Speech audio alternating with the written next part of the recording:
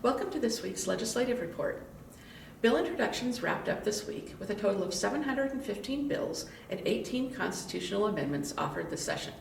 Topics affecting counties range from property taxes to zoning to juvenile justice and motor vehicles. Each bill is assigned to one of the legislature's standing committees and will be the subject of a public hearing. Committee hearings are held in the afternoons and will run through the end of March.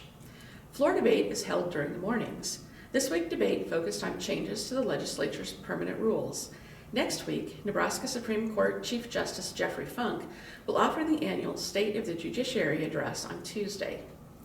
This week, the Revenue Committee heard hearings on bills to clarify veterans' homestead exemptions and to reinstate the personal property tax credit that was repealed 4 years ago.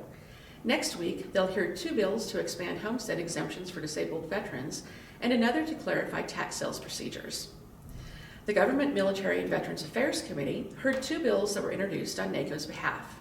LB 126 would allow extended call periods for county bonds that are sold on a competitive basis, and LB 58 would repeal antiquated jewelers' liens.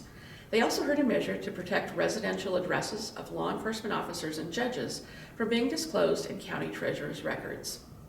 Next week, they'll hear bills to allow abandonment of section line roads without a traffic study and to increase the dollar amount of grants that can be distributed from county visitor improvement funds. Next week, the Agriculture Committee will hear a bill on funding for riparian weed management. The Transportation and Telecommunications Committee will hear bills to eliminate weight limits in the definition of ATVs and UTVs that prevents them from being titled, and a separate bill to provide for their registration. The full schedule of hearings is available on the legislature's website. If you'd like to provide testimony on these or other bills, you can do so in person at the Capitol at the bill's hearing. To submit electronic testimony, go to the bills page on the legislature's website and click on the button to submit testimony. Be sure to reply to the confirmation email to complete the submission. To be part of the record, comments must be submitted by 8 a.m. on the day of the hearing. You can also call or email senators or committees directly on a bill, but these will not be part of the record on the hearing. Contact information is available on the legislature's website.